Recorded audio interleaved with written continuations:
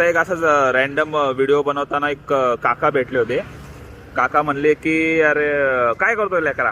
म्हणलं काय नाही काका असं व्हिडिओ बनवतोय. ते म्हणलं मला थोडं पुढं सोडतो का. म्हणलं ठीक आहे काका सोडतो ऑन द वे.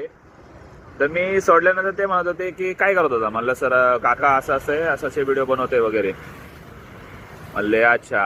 म्हणलं काय असतं ते. म्हणलं असं असं इंस्टाग्राम नावाचं ॲप आहे त्याच्यावर असं व्हिडिओ वगैरे बनवून अपलोड करतो वगैरे. म्हणलं आणि काय होतं त्याने. म्हणलं काय नाही असंच टाइमपास मज्जा म्हणून. काका एवढे फ्रेंडली झाले डायरेक्ट बोलले की अरे येड्या भोकाच्या तुला तुझा टाइम पुराना तू त्याला त्याचा स्वतःचा टाइम देतोय आणि त्याला तो पैसा बी देत नाही तुला.